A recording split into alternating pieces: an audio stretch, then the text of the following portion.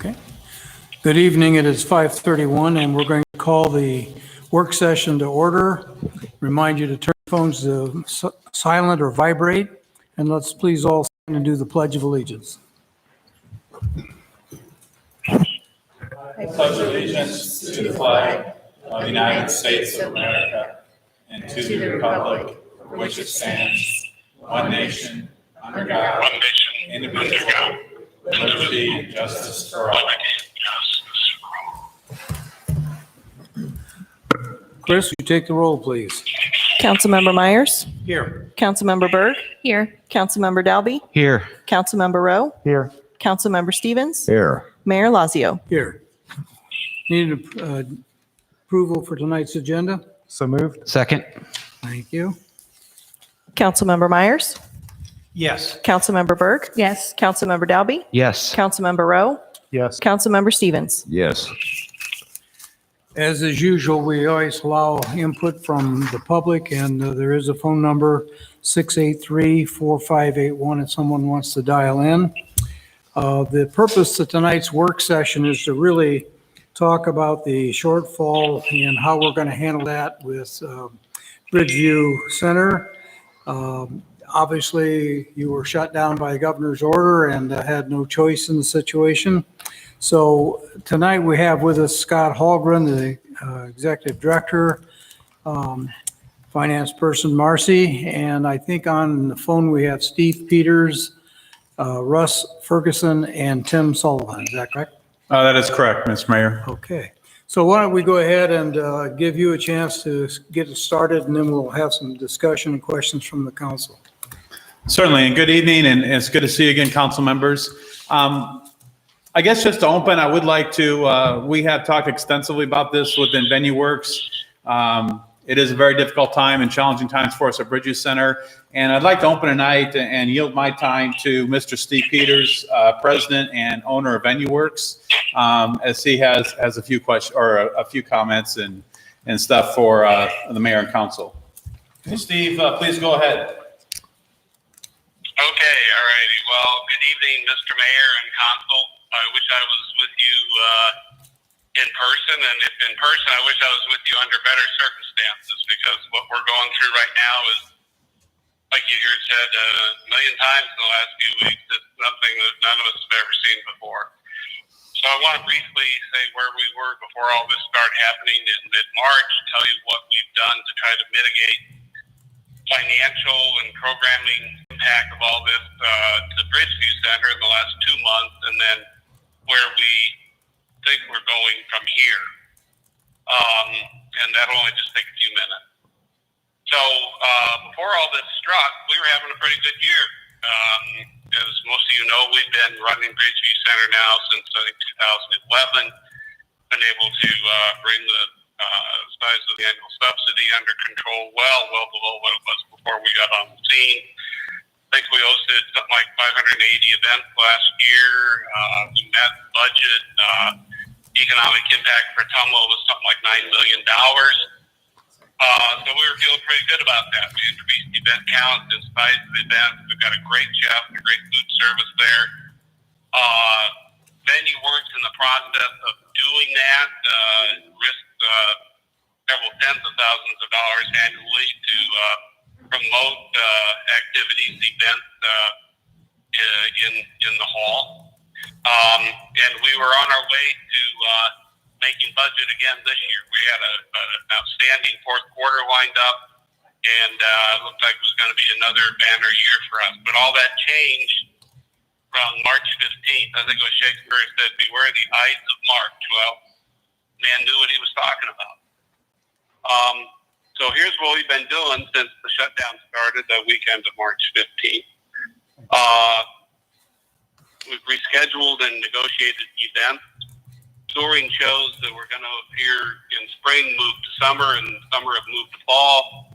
Now we're seeing a lot of those move to 2021, and that's not, it's things like Ron White and things that we've been through, maybe not necessarily Bridgeview Center, but things that have crossed my desk in the last few days include the Blues Brothers and Alison Krauss, Fiddler on the Roof, and Celtic Woman. So you see it's across the board. It's just about every kind of touring show that's out there. Meanwhile, local events would like to come in but can't. We have the church there at Ridgeview Center that would normally be there each week, but it can't come in. So it takes a lot of rearranging, a lot of work on moving those events around. We protected refunds, make sure we had refunds for anything that was being canceled, being able to offer refunds. We've been very careful with our employees to give them notice of what's going on, protect their interests. We're ready to reopen. We're maintaining the ability to reopen whenever that word is given.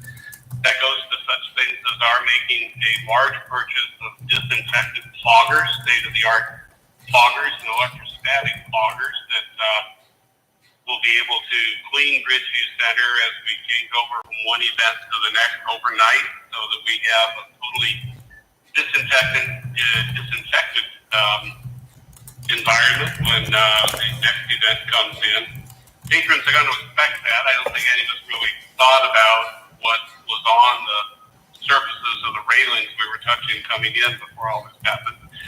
We'll soon be doing patron surveys to ask customers that are coming to Ridgeview Center what will they want to see in place, or what has to happen before they're willing to come back. We were kind of the first ones closed, and we'll probably be the last ones open in terms of an industry. It's just people will go out and do smaller things, small groups and in pairs and 4s and 6s, but they're going to have to feel pretty confident about their surroundings if they're going to come back and sit shoulder to shoulder, or even 2 or 3 seats away from people in a room with several hundred other people. And we know that. We're working on social distancing procedures. We're looking at seating maps. And boy, that gets tough in a space where you've got people crowding a concession stand during an intermission, or coming in just to have their ticket scanned, or coming into a meeting and making sure that we can still try to accommodate as many people for the banquet or the meeting as we're going to be there, but try to keep people apart. These are the scenarios that we're working on daily.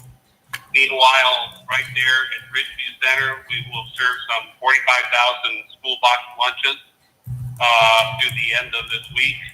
You're getting your financials, payrolls are being processed, box office and refunds and receipts are being done, maintaining the kinds of accounting transparency that you expect. All this with, frankly, a local staff of 9 strong people, very strong team, with help from our office on a daily basis here in Ames. We've reached out collectively with our peers in the industry, writing letters in virtually every state we're working in. I'm just looking at one from Virginia tonight, but we've written and had calls with with the office of Joni Ernst and with the office of two of our different congressional representatives from Iowa, trying to see if there's trying to get future relief for municipally owned public assembly facilities. And the first wave of that, I'm pleased to say, we were able to get in the form of PPP loans for Ridgeview Center.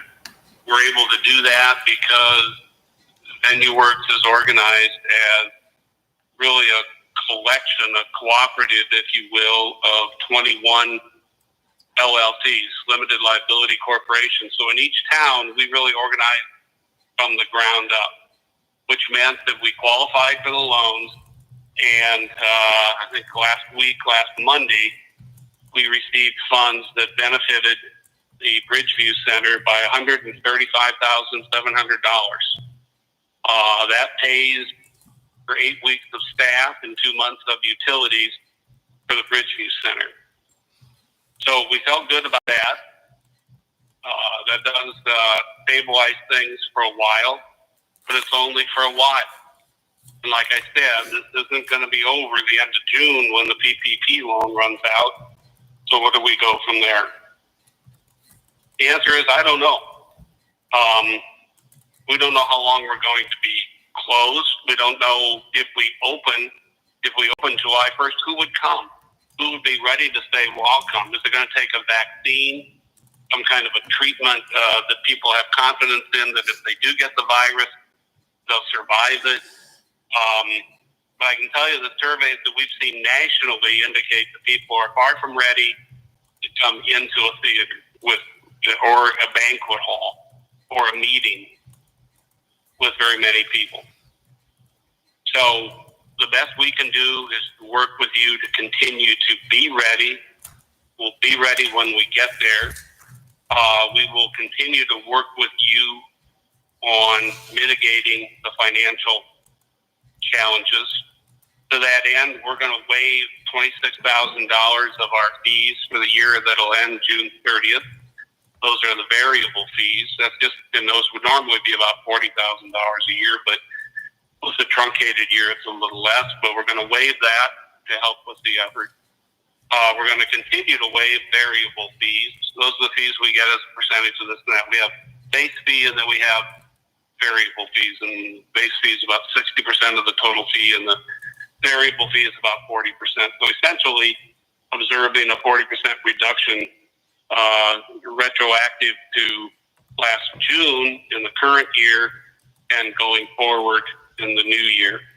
As bad as it will be for us to have to do it, we will have to make significant staff furloughs beginning in July as we bring down costs to a bare minimum to maintain a skeletal crew of essential personnel, probably 2 people working at Bridgeview Center to keep the lights on, to be taking the calls, to manage the money, to report to the city, and to just keep things going and keep us ready to go for when we do open.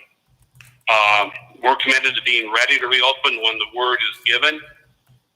We want to work with the city of Ottumwa for many, many years to come.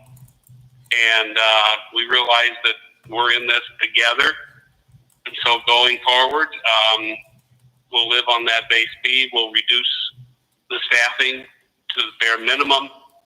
We'll continue to support that staff with our corporate staff here in Ames in terms of the programming and the ticketing and the personnel and the HR, all the way up and down the line. And we'll get through this, but it's something we really don't know how long it's going to take. So anyway, that's me rambling on, but I thought we would at least get that part laid on the table, and I'll take any questions or participate in any discussion you'd like to do. But I do say I had trouble hearing the speaker that announced the opening remark there and the Pledge of Allegiance. So Scott may have to repeat questions.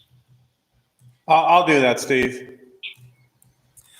Thank you very much, Steve. We appreciate your opening comments. And at this time, I'd like to encourage council to ask anything of Mr. Peters and Scott and Marcy and get some dialogue going. So are there any questions from the council? Yeah, Mayor. Mr. Meyer? Yeah, Scott, I wonder if you could tell us, last week's presentation, the question was, could we help with some money, with a certain amount?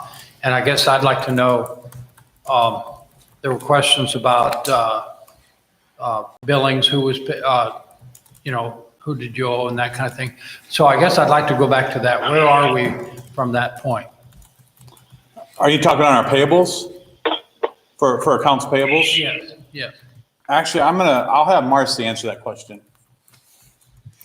I didn't hear the question. It was, We didn't hear that. you bet. Councilman Bob Myers just asked where we're at and where we stand with our accounts payables to date. So as of our accounts payable, currently we are at $186,000. There is a gap between the 211, which was on the cash flow, and this number, which would be for light bulb maintenance, we had thought about possibly painting the theater stage 4. That would fill the gap between the 211 and 186,000. And then to date, not sure. Yeah, this is it right here. And Right, okay. just for the record, Administrator Rath did send out a memo this morning, and that's enumerated on Phil's memo. So 186,000. Other questions?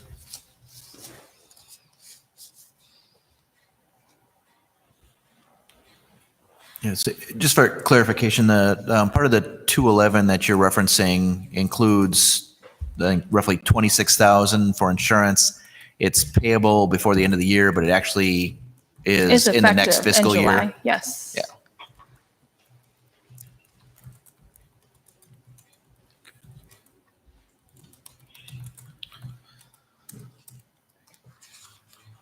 So, sorry.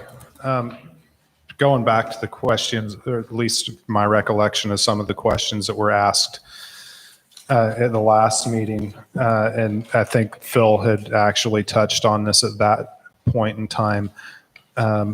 We have $100,000 that's sitting in that fund balance roughly right now. What are the options? What are the options that are available to us? If this money is given out at this point in time, we go into the next fiscal cycle and we don't have any money in that. How do we mend that problem since we're contractually obligated to pay those funds out at the next cycle and there's nothing there to cover it? So looking ahead and back to the last meeting, so we have an agreement with VenueWorks to manage the facility, and as part of that agreement, the city contributes $350,000 subsidy in the current year. It's been more in past years and has been tapered down. Part of that is received contributions from BVC Inc. Part of that is on the levy as the event center levy. That's about 13.5 cents. There's a little bit of state backfill that we get, just part of the regular process. And then the rest is subsidized through the hotel-motel fees through the general fund.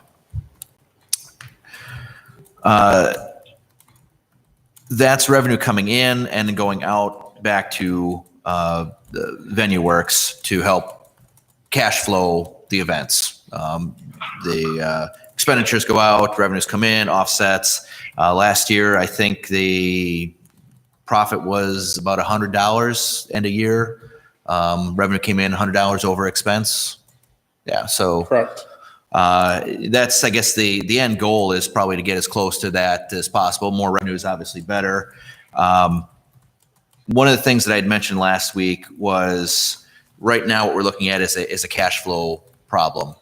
There were expenditures, accounts payable, as Councilman Myers had pointed out, and the model was to have that recovered through the revenues for the different events that were postponed or canceled due to this, and other events that haven't been able to operate currently in this situation. What I was suggesting last time was that any dollars that we set aside or advance to VenueWorks to maintain the cash flow, that we try to set that up as a receivable, to be able to collect that, whether that's through revenues collected in future events, if it's somehow adjusting expenditures into the next year, if there's any fundraising opportunities that BVC Inc. may be able to support or assist with, if there's any kind of federal aid or assistance through different programs that might be available either to municipalities or to event programming. I think there was some talk about some possibilities of that down the road. That as those revenues come in, we take that and then offset that. So basically taking the money, the $100,000 from a cash, putting it as an accounts receivable, so our assets stay the same, but we just transfer that into cash. reduce the cash account receivable becomes there. As the money comes in, pay off the receivable, put it back into the cash. So hopefully refund or replenish that so that we have those funds available for future cash flow needs. So if it is set up as a receivable, what happens if they continue to operate at a loss and they can't afford to pay that money back? So do we just end up ultimately writing that off anyway? That is a possibility, yes. Okay. Yeah, I mean, there's, those are some of the things I mentioned. Those would probably be more favorable. In the future, you could look at, other ways of potentially, if we needed to levy for it, if we needed to borrow for it, if we need to do other things that made that needing to have those funds in this particular account. Those are some of the lesser ideal ways to replenish the money. Okay. So, and this is going back to last week's meeting also. Clearly, this money's needed right now. We have $186,000 or $211,000, which was it? Is $186,000 in payables? Yeah, right. Our cash flow projection, we're projecting 211, but for basically payables plus some in the immediate future, it's 186. Okay. So what's your days payables outstanding right now? As of April 22nd, outstanding payables was $142,616.93. No, what I was asking is how far out is that aged at this point? Oh, I just looked at that before I come over. Payables under current are 6%. Payables under over 30 days is 36%. Payables over 60 days is 20%. Payables over 90 days is 13%. And payables over 120 days is 25%. Okay. So I guess one of my questions would be, it seems like some of this cash flow problem really has, and I completely understand that we've got a COVID situation where the operation is shut down, and I completely understand the concept that you cash flow some events based on what you have currently, but it seems like some of this issue has really nothing to do with COVID, and we've just got a cash flow problem in general. not necessarily. Our business is very unique because it's such a big roller coaster. Just as one example, I'll share, it was 2 years ago. It was in April of 2018. We were basically pretty close. I can't remember exactly where we're at in budget, but we were pretty close to making budget based on our accrual-based accounting, but we were in a cash flow crunch. The city had already given us all 4 of our payments for fiscal year 18.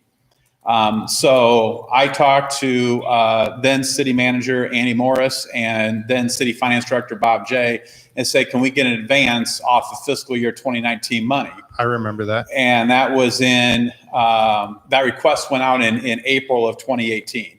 And then we got that money sometime in May after some discussions, because it was, I guess there was a little bit of uncomfortableness because they were, why do you want to take 2019 money and put it into 2018? So then as we went throughout fiscal year 2019, we then asked for the second quarter 2019 advance, which normally we would get on around October 1. We asked for that in August, I believe. Then a couple months later, we asked for by, I think, November, December, we asked for the third quarter payment that we normally don't get, or maybe even that earlier. Normally we don't get that till January. So basically we exhausted all 3 payments. Then we hit January, February, March. Those were that year, good months. We also had Mannheim Steamroller in December. That was a good show. So then we had some cash for a while. And then it was sometime in March, I believe, that we took out our last payment a little before April 1st, fourth quarter. So we kind of squared back up. So we did get even. So that's just one example where we don't sit on a lot of cash. Like I said, last week, as soon as events happen, we bill out within 3 to 5 days. Some of the larger events take just a little bit longer, and then it's just constant coming in and out. So that's how we can sometimes get in those situations. If we were on track and COVID-19 never happened, based on the plan that we shared this morning with the city. You can see, I mean, there's realistic goals that we could have made budget. And then all those payables would have been paid for. We would have had that money, and we would have been fine. So if you don't mind me asking, who's your largest vendor that you owe money to currently? Currently, it is actually our corporate office and our company VenueWorks. Part of that is Steve has always shared with me and said, not that we want to be your banker. He doesn't want to be our banker, but he says, you can get some of your other bills paid first, take care of that, then you can square up with us. And that's the situation we got ourselves into. So basically for this current fiscal year, VenueWorks Corporate has in essence kind of been our banker and has provided an interest-free loan to Bridgeview Center of, I believe our payables to them is approximately $80,000. And basically, we've had an interest-free loan from our corporate office of a little over $80,000. So almost half is owed directly to VenueWorks at this point, 40 to 50%. Correct. Okay. So of that aged balance, you said 20% is aged 120 days. How much of that is actually to VenueWorks? I believe that's pretty much the majority of it. Is that?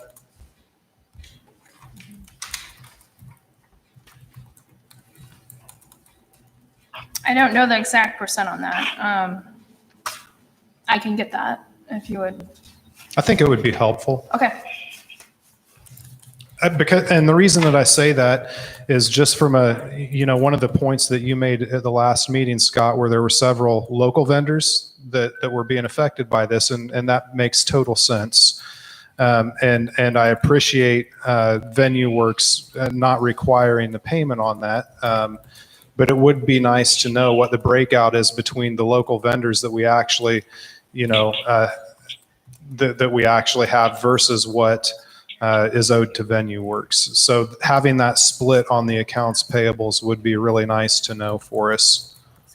Okay. But I guess, here's, and this isn't really directed straight at Bridgeview Center or VenueWorks. And then I promise I will be quiet. But this has been eating at me for about since the last meeting that we had. And, I want to start off by saying I appreciate 4 years ago at this point, when I first came onto council, we had an aged contract with VenueWorks. And Steve Peters and VenueWorks was gracious enough to open the contract up. It was myself and Victor Strebe and Scott and Steve and Andy Morris that sat around a table on a few different occasions, and I think the mayor was there as well. Sat around the table and we renegotiated the terms of the contract to some extent. They didn't have to do that, and they went ahead and did it. And we put some capitation in place for the loss that the city would suffer. So, that was very commendable of them. I appreciate that. But we've got to do something different. We're in a position in this city, and I'll be really blunt here. If this city was a business, we would have been out of business 15 years ago. The city just has not, as a general rule, operated in good financial capacities. And this is not pointing a finger at anybody, because we obviously have a brand new finance person. We obviously have a brand new city administrator. But there's so many things that we've just continued over the last decade, at least, of operating at the status quo. The Bridgeview Center and the beach both are great quality of life amenities. I know that they bring in income to other areas in town, but they cost money. And we've got a contract here that we're talking about operating at budget. Budget's still a $350,000 loss every year. The public needs to understand that. And we wouldn't expect, I don't suppose that there's too many communities around the country where the event center is actually making money. I get it. But in a community that is already suffering, how long can we keep operating at this kind of loss every year? It's affecting property taxes, which and it's affecting so many other areas, and we're struggling. And I have to wonder how long that we can continue to spend 300 or 250 by the, or 250 by the time we consider the Bridgeview Inc. check that comes in the door. How long can we continue to do this sort of thing while at the same time we're averaging $150,000 cash loss every year to the beach? And this goes to the meeting that we had last night. How long are we going to continue as a city to make bad decisions on health insurance that is directly affecting the property tax valuation of this community, and not do anything because we don't want to negotiate or we don't want to make any changes? We basically the contracts that we just voted on, and the city council's just as guilty as anybody else. We just did 4-year contracts that the city can't afford, but we did it anyway. We've got a budget that's stressed as much as it can possibly be, stressed to the point where we cut public safety. And I know I personally ran on public safety, and it absolutely killed me to approve that budget, because that's the one thing that we have to have in this community is public safety. Yet we cut public safety because we didn't have any other choice. The things that we need in this community, we need housing in this community. We need new business development in this community. We need to increase the staffing in this community. We need quality of life that'll actually draw people to this community. We need infrastructure in this community. Here, Mayor, correct me if I'm wrong, a month ago, we sent a delegation out to Washington, D.C. to fight for a case to get money into this community because we can't afford the EPA regulated changes that we have to make. And here we are, saying, and again, I know that this is a crisis situation that we've got to fund this Bridgeview thing, and we've got a contractual obligation that we have to do it as well. But looking down the road, how long is this community, how long are the taxpayers going to accept all of this stuff that I just read off and say that this is okay to continue to do?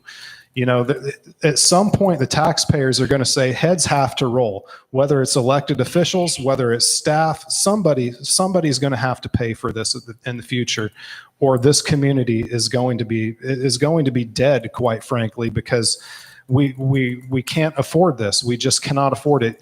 Kayla at the budget session said, we've got limited number of years before we're in a situation where we're going to lose our credit rating, and we're going to be looking at very drastic measures in certain areas.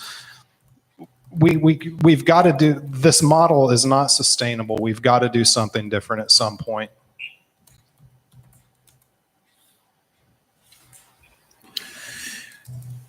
I just ran some numbers here quick. And so based off of the roughly $80,000 for venue works, I got about 12% of it or so is about 30 days past due. 24% is 60, 13% is 90 days past due, and half of it is 120 days past due. Thank you.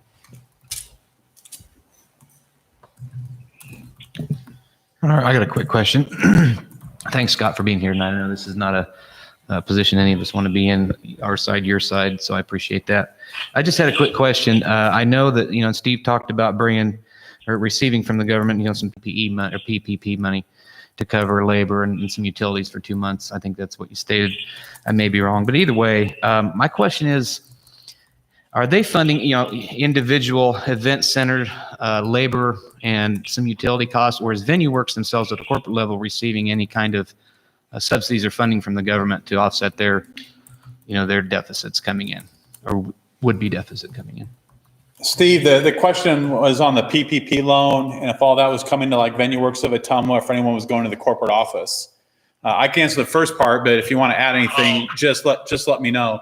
Mr. Dalby, the PPP loan was actually taken out. The way Steve set up his company, every single account, there's 22 of them, I believe, around the country. We're all separate LLCs.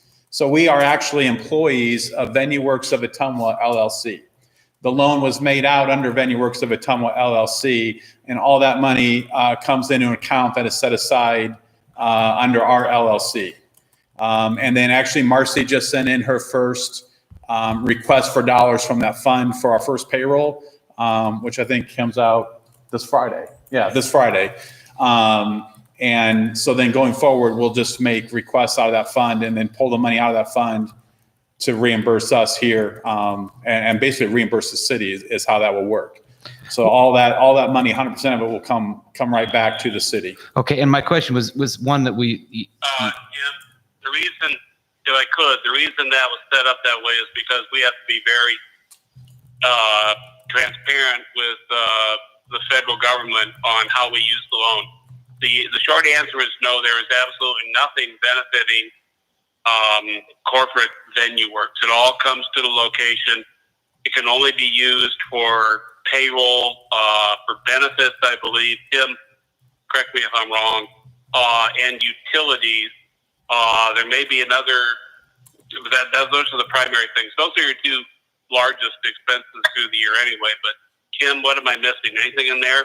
I just want to reassure you that there's nothing to VenueWorks in this. It's all going directly to the benefit of operating the Bridgeview Center. Sure, and thank you for that clarification. And the reason I asked is because I didn't know if there was anybody heard anything at the corporate level.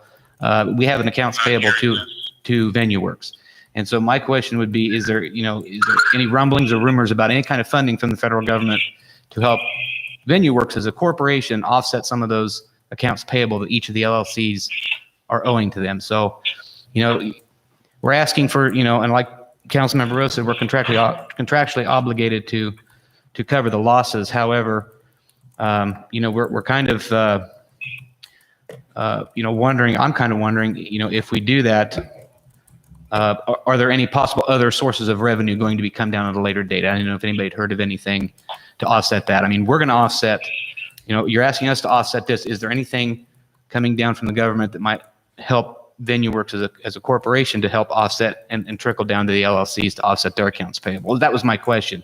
If there's anything out there that anybody's heard of.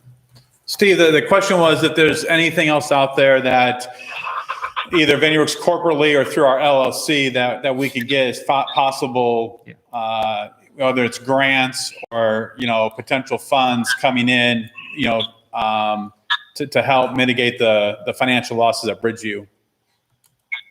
I guess there are organized in most states. We've seen organized efforts to get in front of legislators, congressmen, and senators to appeal for funding specifically for civic centers and publicly owned arenas and theaters, municipally owned venues like that.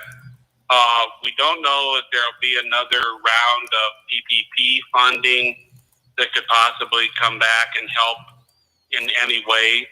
Obviously, there is a second tranche that's been released, but that's really just for people who didn't get in and didn't get approved the first time around. So I don't know. We keep an eye out. We're looking, but we're not aware of anything right now. Okay. On a local level, I've had some conversations with Councilmember Berg. She has given me some leads, and we're going to spend some time further investigating. But there's a National Endowment for the Humanities. There's National Endowment for the Arts. I did check into that one, and since we have not applied for National Endowment of the Arts grant in the last 4 years, we're unable to apply for any emergency COVID funding. So that one is out, but we're still checking on the National Endowment for Humanities. And then also there's the Iowa Arts Council. Is that Iowa Arts Council? And that one's a little bit grayer, but we're checking into that to see. I did get the okay yesterday. Many of these, you need to be a 501c3 organization to apply for those grants because it's all involved with the arts. Bridgeview Center Inc. is a 501c3 organization.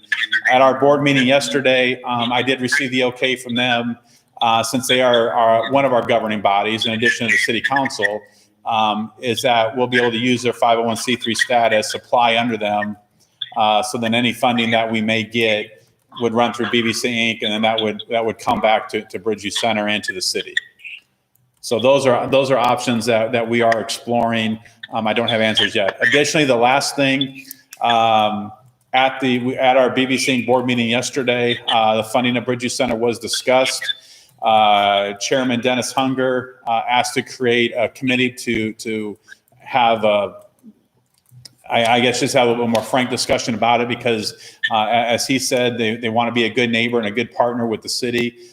So I believe next Wednesday, we're still waiting to hear back from a few members, but our meeting will be next week, and the executive committee and the finance committee will be meeting to look at options that they may be able to bring to the city to help. I don't have any answers yet on that. I just know that meeting will be scheduled next week. It might take 2 meetings. Then a recommendation would go before the full board in May. I don't know the date. It's the 4th Tuesday in May. But there may be some opportunities there as well. Scott, hey, I have one here. I don't want to countermand what you're saying, but there's very little opportunity to get anything through the National Endowment for the Arts, for the National Endowment for Humanities. Their ongoing funding is the drop in the bucket against what we're seeing like with the CARES Act funding and stuff. But they're only going to fund agencies that produce art, present art, and fund art. And so we rent the facilities to performing art groups, but we don't produce art. We don't produce shows at the expense of the center. And so I think my own experience seeing, and we're what's known as a presenting house. If you're buying traveling shows, you'd be a promoting, or if you're a nonprofit, you might be presenting, which is you're taking the risk on whether those shows are going to make money or not, and you're fundraising probably to make up the difference when they don't make enough money. Those kinds of organizations that do that or that produce new presentations from the ground up, your local symphony, dance companies, they're the ones that are going to get NEA grants and NEH grants, but we're not going to get those. I don't want anybody to leave tonight thinking, wow, there's some hope in that. That's just not going to happen. Okay, thank you, Steve.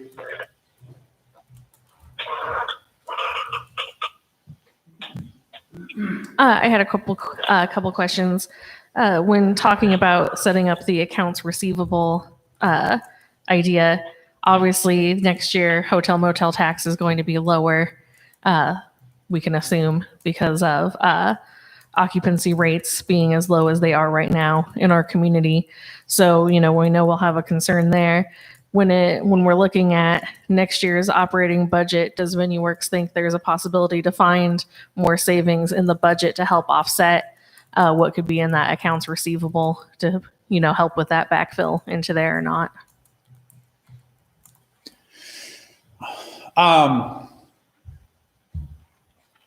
Marcia and I have had some of those discussions as far as where our budget's going to look next year. Obviously it's by our contractual goal, we're going to do everything we can to hit that 350 mark. The big unknown right now is we don't know where we stand as far as opening. It will be a phased in opening approach. Does that mean we're allowed to do events up to 50 to 100, maybe for 30 days? And then maybe we go to 250 or 500. I don't know. I don't know what the governor's thinking. We're going to have to look at that, but it's going to be a phased-in approach.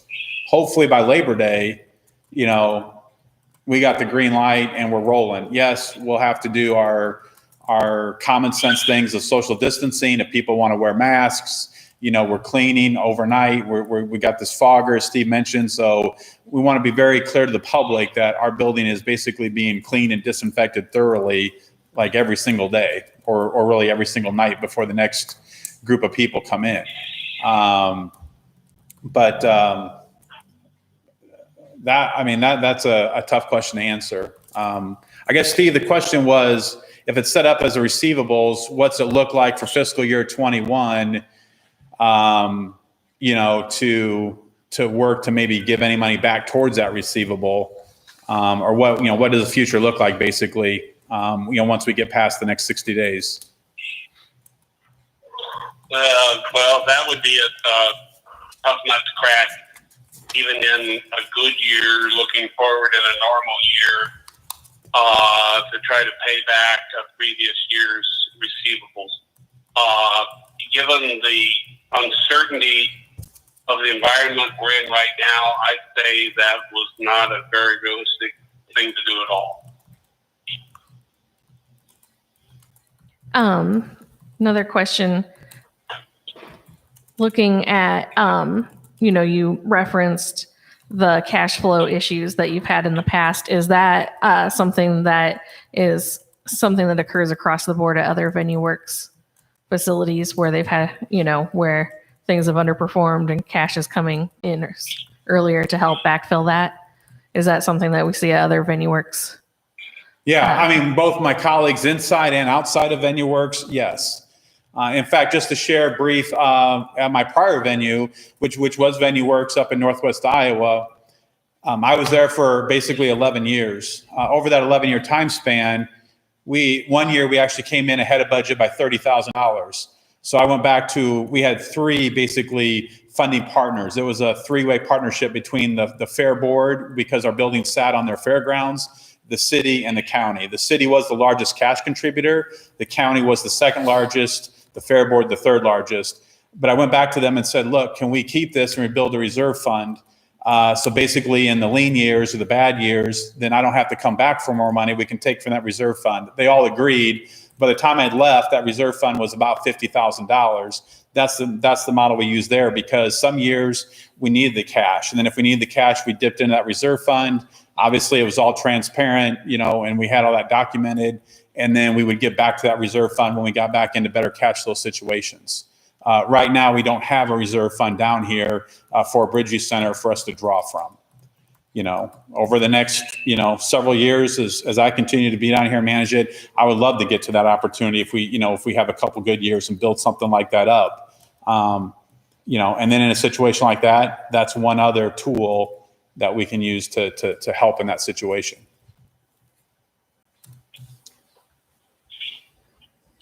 Follow up on the previous question.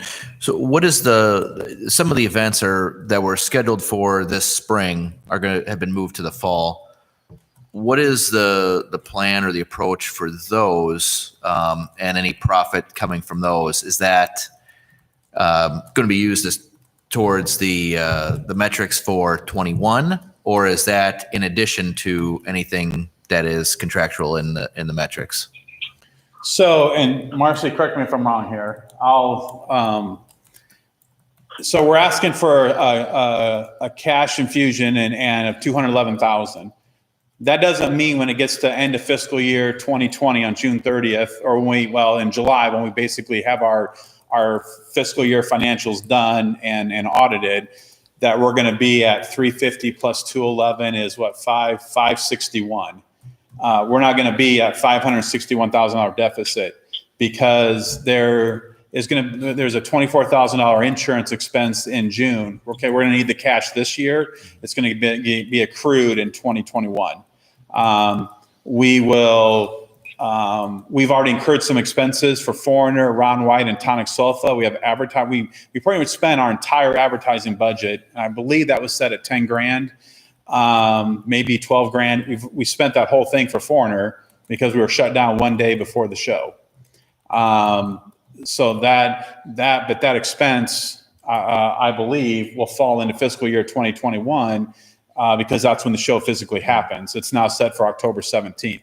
So when you see our fiscal year 2020 financials, you may see like a loss maybe of about 500,000. I don't know. I don't know what that number would be, but it's going to be less than the 561, because some of that will actually be put on our books in 2021. So did I answer your question? I guess what I'm trying to get at is there an opportunity for Foreigner, for example, was anticipated to be a revenue generator, that it was going to bring in more money than the expenses. So that means there's a profit from that show. Is there an opportunity to take the profit there and apply it against the receivable or the advance cash infusion to,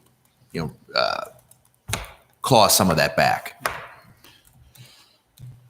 Again, correct me if I'm wrong, Marcy, on this, because yes, possibly. Because like I said, so we're going to, some of the cash that we need now to come current in our payables and also pay like that insurance and other things like that, that's going to be cashed in now. It'll get reflected on our 2021 books. Let's just say we have a year like last year, we basically come right in at say $100, but we basically just make budget at $350. But by getting the cash now, it's paying some of those expenses, but they're going to be accrued. We've already paid that cash out. So if we were to get all the cash in over the course of fiscal year 2021, yes, there could be a little left. I mean, if Foreigner like sells out and is a great show, and honestly, it was doing very well for us until we had to shut down. Ron White comedy always does well in Ottumwa. That's one reason why we wanted to bring Ron White back. If those shows do well, then yes, there could be a little bit of that money left over at the end of fiscal year 2021. And if we're ever in a surplus situation, whether that's $500 or whether it's $10,000, we'll have that discussion with the city and say, how, do you want us to write a check back to you? And obviously next year would probably be a yes, because then you could use that to offset that receivables. Yeah. Okay.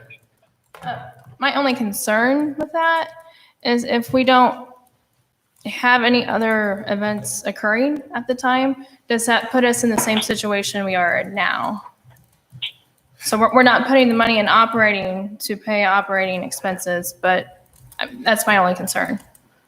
I would agree with her on that, actually. Yeah, I get, so that, well, maybe two questions. One then is, maybe I misheard this, but were you suggesting that the $200,000 and change was being applied towards the $350 subsidy for next year? No. Okay. I'm just saying that's the cash that we need to get through this fiscal year. Okay. So yeah, no. And then the second question or kind of response to the other comment there was, there are other clauses in the contract. There's a penalty clause in there. Obviously, this year is some extenuating circumstances. Assuming things open back up prior to the beginning of the next fiscal year, are we looking at, so you've got shows that were supposed to happen this year that are going to have profit in the next year that are going to set you ahead on that track, unless you did no other, so if you didn't do any other shows or, what I'm saying is, I guess, how does that play into some of these other clauses that would not, for future years? Because the city is on the hook for some of these dollars. Maybe the penalty clause doesn't kick in for this year, but if it would for next year, does this now set the track, I don't know, 100,000 ahead? So you're only looking at having to come up to the $250,000 mark instead of, but the city's still putting in the $350 next year. You see what I'm getting? What I'm trying to get to? Yes, I understand the question. It's a very tough question. I think the biggest factor in unknown right now is basically, I guess, going back to I'm looking at it from an economic side, it's consumer confidence. Mm-hmm. I don't know where consumer confidence is right now.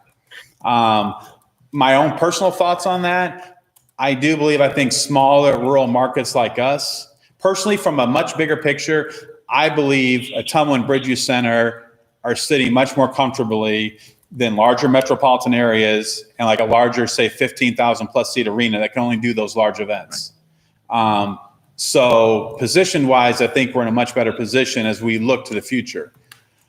But that's still unknown is consumer confidence. And if you want to come in and sit in our theater, whether it's for church, for Bridge Church on Sunday, or whether it's for the Texas Tenors or some of the similar type of show in our theater or the expo hall. That's the unknown.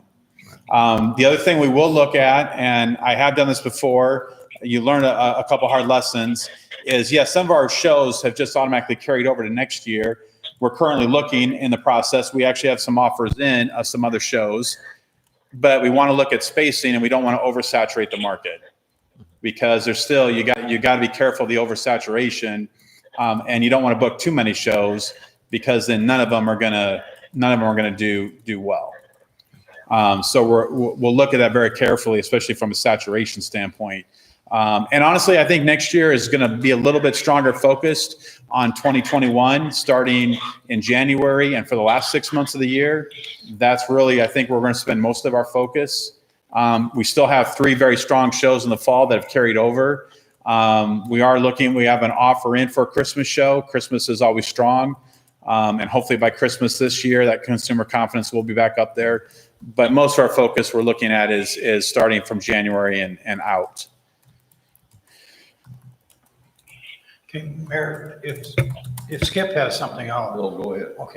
Okay, and I'm sorry to take time for this, but Councilman Rowe, I think in his frustration and the fact that he is a business manager. So I understand the frustration, but I'm afraid at many times the media picks up on certain comments and the next thing you know, that's what's going to be in the print tomorrow. I just want to clarify, backing up to several of your comments, but one, for example, and I was glad you came back to it. If the city of Ottumwa has some budget problems, we, this council, have to take a big part of that. I think you said that. But the other thing would be how we move forward. When we hired Mr. Raff, one of the things that I liked and I thought we liked was he is going to start working with us on priority budgeting. So citizens, I think there is a brighter future as to how we're going to move from here. As far as Bridgeview, and I wanted to say one other thing. I mentioned this to Councilman Dalby earlier today, and maybe to Councilman Rowe, but there's a new term in Ottumwa that's really popular and working. It's called One Ottumwa. But I tried to explain to him, I look back 13 years ago, or 14, when we first started Bridgeview, and the concept, this is a new Ottumwa. Bridgeview, we could have, and so I see that as really one of the first steps. And then, of course, the first management team, we had to learn. Venue Works came along, and each year, thanks to Mark, you're working with the committee, each year we've shown improvement and greatly appreciated. But I think whether you're talking streetscape or the new build ground, that's all of One Ottumwa. So one last thing that I just wanted to throw out there so citizens have a little different feel. When we talk about the deficit of the beach at 125,000 and maybe 350,000 to Bridgeview, we forget about major things in that were the development for the quality of life for Ottumwans. And you threw out a figure, and I'm not a budget fellow like Mark, but what was the figure? So we had a deficit of 350,000. The endowment gave us back 150,000. But what was the 6 million comment that through all of the activities that Bridgeview puts on, that Venue Works helped us put on, the revenue, what do you call it? The economic impact? Economic impact to the total city, to restaurants, hotels, stores of all kinds, $6 million. So it's not like it's a total loss, but I do agree. You still have to pay for certain things. So I just wanted to make that clear. And again, compliment Bridgeview, Venue Works, because you have helped turn us around. We're in a crisis. And so now we need to work with you.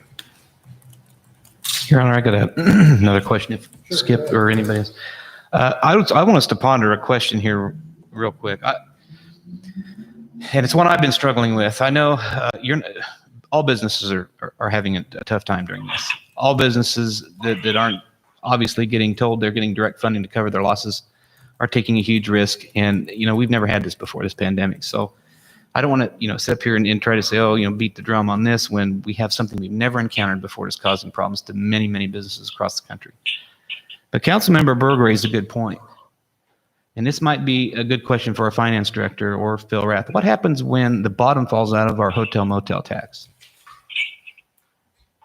What happens then when it's cut in half or even worse? What if this goes on another 12 months and we have no funding? So we fund that, we're just funneling that money, and then all of a sudden the city's out of money.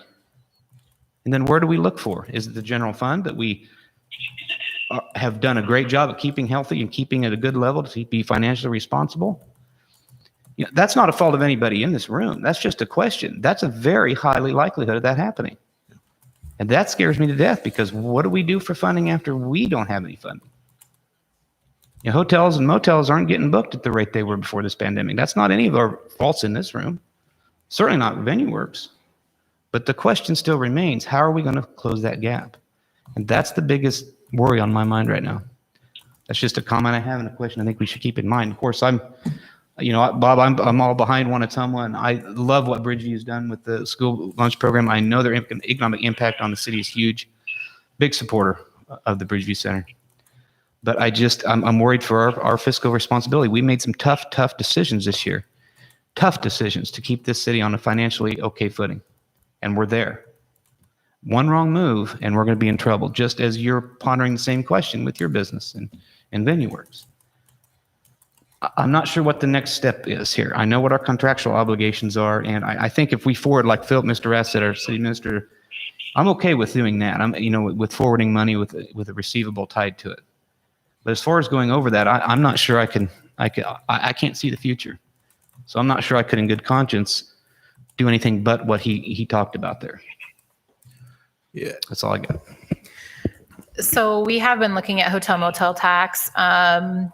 We have been receiving anywhere between $450,000 and $500,000 the last 3 years for Hotel-Motel. Right now, what we're hearing is it's going to be down about 30%, which is $150,000.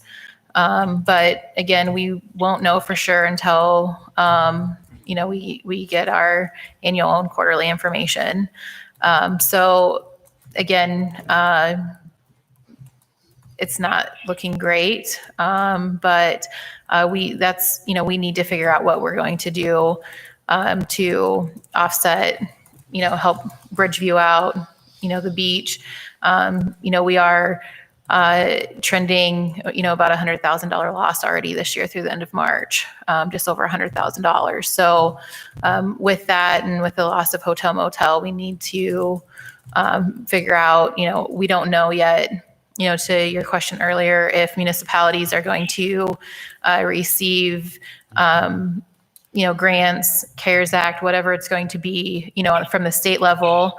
We know that the state of Iowa has received money from the federal government, but that has not been released on how it's going to be released out to the cities and what the capacity that is going to be. Along with the federal level, we don't know, if they're going to help us out with an event center or, any of the other things that we're looking at. We've heard a lot of stuff from GFOA, League of Cities. There's a lot of theories out there.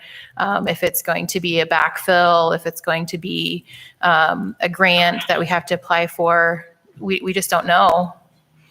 And it may be,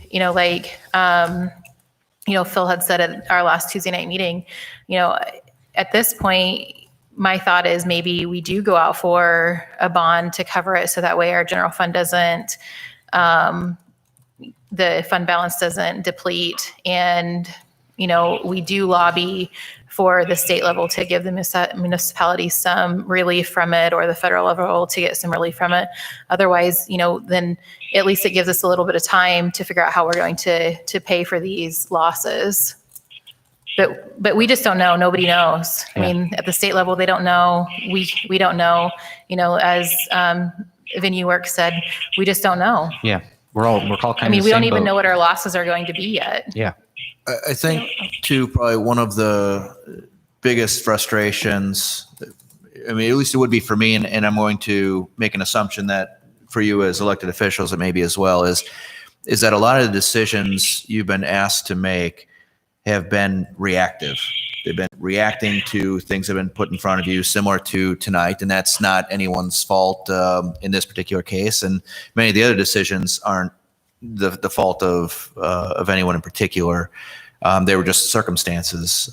As Councilman Meyer said, my approach to budgeting has always tried to be more on the proactive side, to take a look at, on one side, the revenues, and in a positive, although we're higher on the tax side, there's still some opportunities out there for funding that city hasn't tapped into yet. That came up during the budget process this year. Both of us were too new to really get behind or get in front of that, I should say. And it's something I think will have to be part of this next budget cycle. It's an opportunity to get some revenues to help offset different things. And part of that's going to have to be establishing where those dollars would go, whether it's to public safety, whether it's to the beach or Bridgeview Center, offsetting revenue lost and lost, those kinds of things that we can look at. The other side of it, though, that I've always tried to do is also taking a look at the expenditure side. And that's what gets back to what you're saying as far as the priority-based budgeting, looking at the needs of the community versus, simply just the wants, or the that's the way we've always done it, so that's the way we need to keep doing it.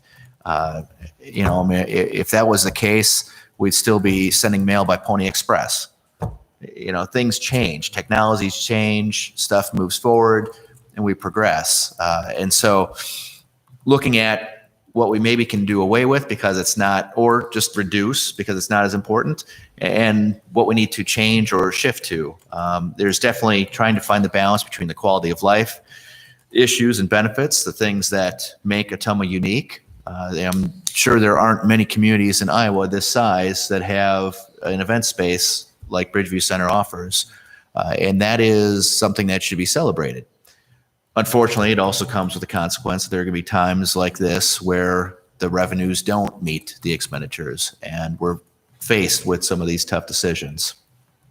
My goal is to get us to a point where we can weather these storms, but it's going to take some time, and it's still going to be some additional tough decisions. Kayla, I was wondering for the public's, I know the answer, but I want to make sure the public understands the Hotel-Motel Tax and what entities get that and what it can be used towards. I think is important that it's not general fund money, Right. The money that's in that account and how it can be used. So the Hotel-Motel Tax, 35% of that goes to CVB, and then the beach subsidy and the Bridgeview Center subsidy is what the rest of those funds are used for. For instance, in FY18, CVB received $156,208. The beach received $142,000, and Bridgeview received $232,000. Last fiscal year, CVB was $176,000. The beach was $128,000, and the Bridgeview Center was $175,000 from that fund. And so just to clarify for the public, that money has to be used for tourism and recreation Yes. type events. So it can't be used for anything in those other funds. I just wanted, Correct. I thought this was an opportunity to make sure that's clarified, that that money has to go to those entities. Yeah. I know Andy at the Commission Visitors Bureau is already, he is crunching the weekly numbers for occupancy in town. He is keeping a very close eye and working on his budget for next year, is being very proactive on the messaging for quote unquote reopening, and looking at how he can do the most with as little as he can. But obviously it's going to be lower for all of those entities next year while we're still trying to market and get those hotel-motel revenues in. So it's, a vicious cycle. You need that money to make money. But if that money is lower, then there's less to advertise and market with. So, but I thought it was important to clarify that to the public, where if that money goes into that receivable from that fund, it's hotel motel tax money. It can't go into public safety. It can't go into another fund. So. And that's a good point. And just one more point. It's just, this is so important. That money was all exhausted, correct? That hotel-motel tax, there was nothing, has to go to that point, that purpose. Yes. We spend it all. We have to. Yeah. If I mean, we it are could short have- $1 of that, somebody's taking a cut. Somebody's going to take a Right. cut. Yep. That's true. And we know the projections are saying that those are going to be less. The only question we don't know is how much less. Correct. So somebody's going to have to take a hit. And that's all I'm saying. So the one thing is, even though our occupancy is down, we are above the state average for occupancy rates, I believe. Andy said at the last Convention Visitors Bureau meeting. So obviously it's lower, but we're weathering the Hotel-Motel Tax storm better than some places. So just as it's still going to be lower, but we might not take the hit as we see in some other communities in Iowa. Other questions or comments? I would share with the council that I recently participated with a League of Cities meeting, and these very same questions were raised by large and small cities all over the state. Nobody seems to have an answer. I think we're all watching the federal government to see if there's going to be money made available to municipalities, and there's a strong feeling that that will happen. It hasn't happened to date, though. And I think it's going to be a challenge for all cities to reassess their budgets and their priorities. And I think, Holly, you made a really good point that we need to look at budgeting for next year very critically. And I think we can sharpen our pencils and do a better job. And we just won't take some things for granted. Nobody planned on this crisis happening, but it's happened, and it's certainly impacted all cities and many private businesses too. And I think we should not lose sight of that. They don't have anybody to fall back on if they don't have their own personal reserves. So I think tonight was to be a discussion and look at options. Can we ask the staff to come back with some general recommendations in the next two council meetings? Not putting you on the spot for next week, but I think, again, the idea that, Phil, I really like your idea of having a receivable that we can keep track of and see where we're at and how we pay back the grant, the loan, if you will. And I think we want to give our staff plenty of time to look at every option. And hopefully in the next 2 weeks, we'll hear more from the federal government too, because I know there's been a lot of correspondence and emails going back and forth between state and federal. So with that, are there other comments you want to share with the public or questions you have for Scott? I just had a question. I thought from the last meeting, Scott, that there was a early May deadline for you. Was there? Yeah. Basically, the deadline is if it would be possible, and would respectfully request to see if we could have a formal recommendation with approval at next Tuesday's meeting. Like I said, as of April 22nd, we have $142,616.93 in outstanding payables. That is April 22nd. And then every week we go beyond that, there's a few more that come in. So that's where we are today. So, I would be happy to work with Kayla and Phil, get them any other information they need, to bring back a formal recommendation council for next Tuesday, if at all possible, if the council would accept that and be open to that. But I am concerned. I want to be fair and with all of our local vendors, along with there's some other vendors that are not local. And then, to get that cleaned up with them. Because as of today, I think we have, $15,000 in our checking account. And that's where we stand as of today. That's not going to carry us very far. Just yesterday, or was it Monday, I got told of a water leak that we have back in our main utility room where we have three water heaters that service our commercial kitchen. The water leak's going to have to get fixed. We can't just leave a water leak go for 30 days or 60 days because that causes more damage. So, those things are going to come up, unfortunately. Bad timing, but it happens. So Mayor, I guess what I'm saying is, if it's all right with my colleagues, if staff would, if Scott, and if they can get you all the materials possible, if it's possible to put something out by next Tuesday's meeting, could we do it?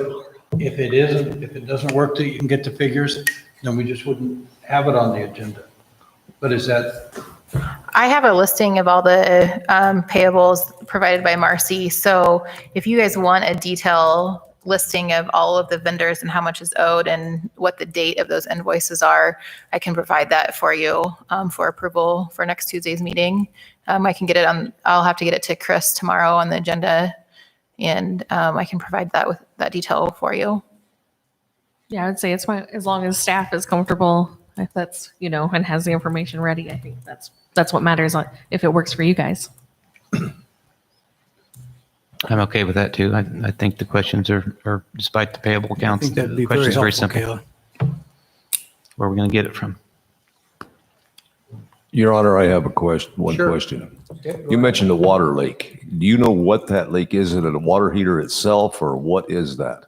It's in one of the copper pipes that's actually running from the water heater to the kitchen. So it's basically at an elbow. You can see at the elbow where it's all oxidized, it's all green and everything, and it's leaking right there at an elbow. Okay, we got people on our staff that could take care of that in a heartbeat. That would be my suggestion. Water pollution control people are very knowledgeable about that kind of thing. And we have parks employees that fix water leaks all the time. Good suggestion. Might be an internal solution versus the hiring outside at this point. Yeah, and I'd be happy to do that. I did share with Phil, I'm not sure if Kayla was on that email or memo. As we were talking about payables and talking about all of expenses, I shared with them, we have a 3-step process when we look at any repair and maintenance item at Bridgeview. First, can we repair it internally and do it ourselves? If we can't, 2, can we work with the city? I am very pleased with the progress we made with working with the city electricians. They've done a lot of work over there, and ultimately they saved the city and the taxpayers a lot of money. And I'm grateful to Larry and Chad and Rick and Greg, the electricians, for all the work that they've done. And we've done other things to date. And also Dwight's in that loop too. I work very closely with Dwight. To date, I've been told on plumbing issues, that's something the city couldn't do. And so I was advised to go out and contract for that and obviously just get the best price. Unfortunately for us here locally, there's only really about one plumbing shop that will do our repair work because of the size and that we're a larger commercial operation. That's Winger. I know Bob Alig very well. He has done some work for us. I like Bob, but the last several calls, he's unfortunately just said no. He's so busy and he just doesn't want to mess with the bigger commercial stuff. So Why can't the city do plumbing? You just mentioned. I don't know. That's just what I was told. I would have to, I guess I'd have to work with Phil and work through Phil. That's just what I was told. Yeah, we can check that out. Yes. Thank you. Any other comments, questions, suggestions? Good comments from all of you. So will it maybe be brought back next Tuesday? I think we'll leave that in Phil's hands that, in addition to this, we still are trying to run other parts of the city, and I don't want to overload our staff, but if they can come back with some recommendation Tuesday, it has to be on the agenda this weekend, so we're really getting to a crunch time, and I think it might be more realistic to say the second meeting in May, but we'll work with Phil and staff on that. Yeah, we'll see what we can do. We had the outline or template for something at the last meeting, and maybe we can work that into some kind of recommendation for next Tuesday. Good. Okay, is there any other city business that needs to be brought up? Council or public?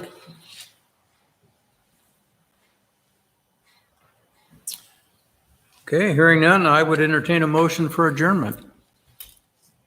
So move. Second. Thank you. Councilmember Myers, Yes. Councilmember Berg, Yes. Councilmember Dalby, Yes. Councilmember Rowe, Yes. Councilmember Stevens. Yes. Thank you all. Good night. It's 6:51.